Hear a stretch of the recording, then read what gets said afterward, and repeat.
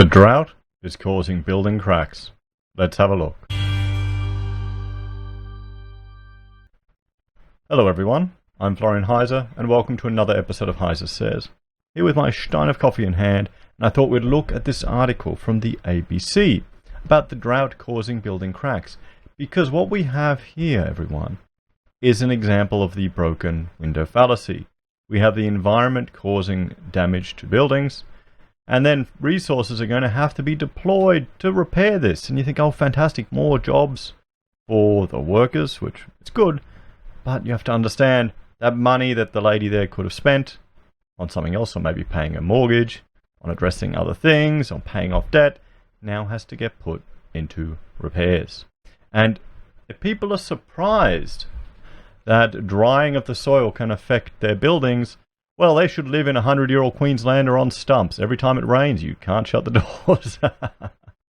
So, drought causes buildings to crack, leaving homeowners facing hefty repair bills. The drought is causing a growing number of buildings across the Hunter to crack, making busy work for tradespeople and untold expenses for homeowners. So this is the thing. When people are saying the drought's going to have effects on the economy, it's going to have effects with regards to food production, it's going to have effects with regard to tourism, it's going to have an effect with regard to building damage. And all of these things, some are going to have an increase in our cost of living, others are going to reduce the money that people can spend on other things, so it's all going to flow through. So the drought is a negative for the economy.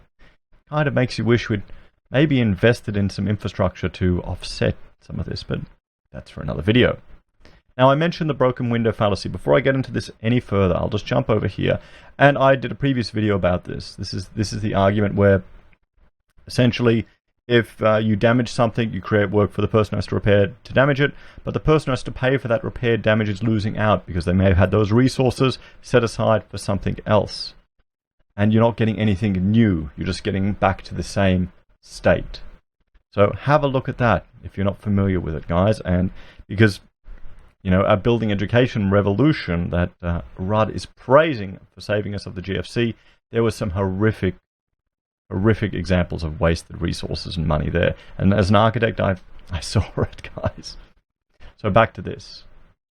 Building experts say clay soils, common across New South Wales and beyond, are becoming increasingly dry, causing them to contract and foundations to subside. Far from the state's dusty, drought-stricken farms, it is a side of the drought showing up in inner-city homes and building sites. When Trudy Graham bought her home in the Newcastle suburb of Broadmeadow last year, she said inspectors gave it the all-clear.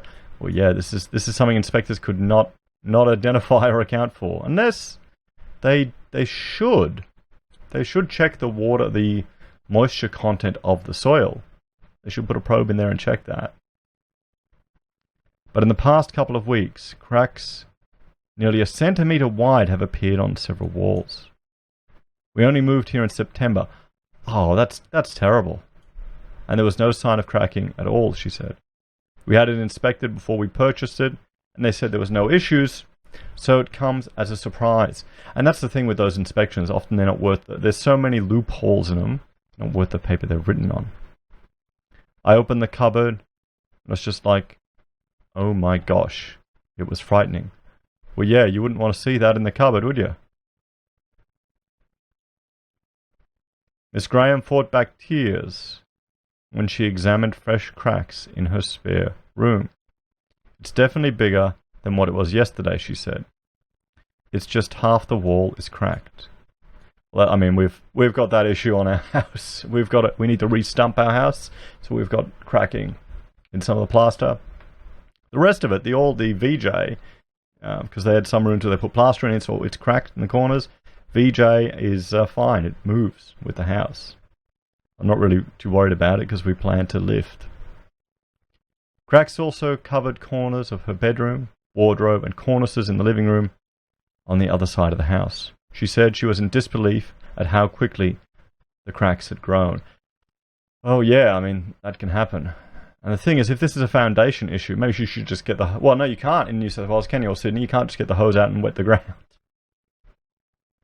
Miss Graham had planned to install air conditioning in the 90-year-old brick home to make the summer ahead more bearable, but she said she would now have to rethink the budget. And here you go. Here is the example. That money that she would have spent on an air conditioning contractor to put that air conditioning system in now has to get taken out of that part of the economy and put into repairing the building. And where will she be? She'll just be back where she was in September, same level with less money. That's the thing. Whereas she would have been at the same level, would have had an air conditioner, added value to her property, and that money would have still flown in the economy, but she would have increased the value of what she had. You can understand how this is a perfect example, actually. We don't need no shoemaker like the broken window fella. So we got the air conditioning tradie, the Australian version, guys. We're going to get an engineer in to do a structural assessment, and from their report see what we can do, she said. Hopefully they'll just have to drill in and maybe add some additional concrete or some foam or something underneath. We've contacted a few other people, and they've said there's an extraordinary amount of cracking in the Newcastle region due to the drying of the soil. So the dry clay is keeping tradies busy. One of those Miss Graham consulted was Res Inject Managing Director Andy Evans, who said her case was not unique. It's certainly worse than it is traditionally, Mr. Evans said, of cracking in homes and buildings. It's in the reactive clay scenarios, which is basically statewide, aside from sandy soils on the coastal fringe. The clays are drying out, which means the clays are shrinking, forming voidage around the footings and foundation of your house. We're getting called out to a lot of it because it's leading to movement in houses because of the loss of load-bearing capacity in the ground. Mr. Evans described his work as like Botox for houses, injecting polyurethane, which rapidly expands into ground that is contracted, filling voids and re-leveling foundations that are subsided. I keep seeing all the video on LinkedIn where they're showing the foam under the concrete. It's just fun to watch the animations. Other foundation repairers favour the more traditional underpinning method using concrete to jack up a house. Jeff Brick maintains buildings around Newcastle and said he has also seen more cracking in recent months, a trend he has not seen since the last millennium drought. There you go. My movable Queenslander ain't looking too bad. Those gaps in the VJ just grow a little bit bigger. Doesn't crack. There you go, guys. Maybe some of the old tech needs to be revived. Although it's too expensive to get the vertical. The old VJ, we're going to buy the modern knockoff. Anyway. He said it was happening particularly in older double brick homes. Well, a lot of people don't know what's in their yard, he said. With the ground drying out, there's not much you can do about it, apart from maybe keeping a garden hose on it, which is not practical with the current water restrictions. Yeah, that's the issue. You chuck the hose out there, you'll probably get dobbed in Australia these days, wouldn't you? So we're going to get a lot more houses that are cracking and moving, even new houses.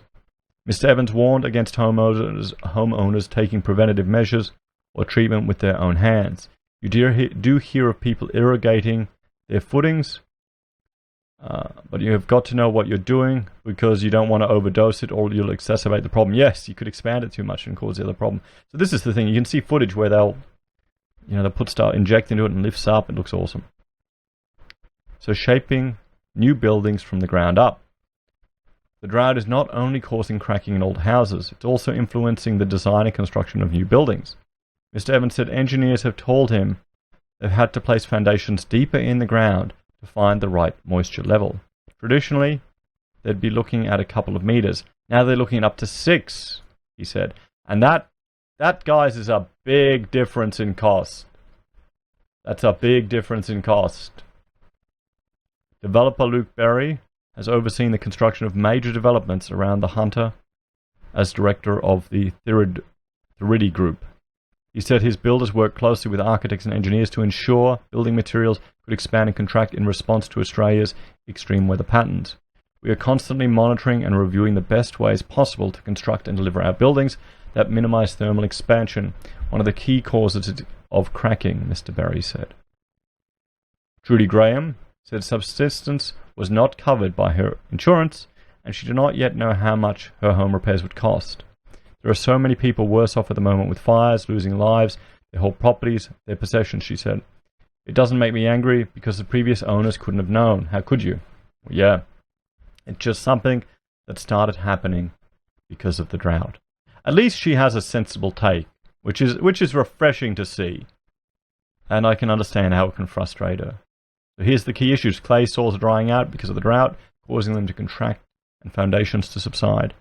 Cracks in houses can appear quickly, and it's not necessarily something building inspections can foresee.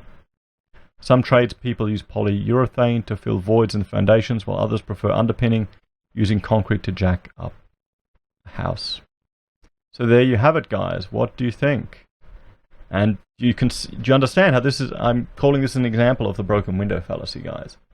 How this isn't necessarily good for the economy overall. This is a bad thing. What could you do? Maybe if we had greater water stores, people could chuck the hose out and manage it that way. Maybe. It's not a long-term solution. But these are just the breaks sometimes. These are some of the things that happen.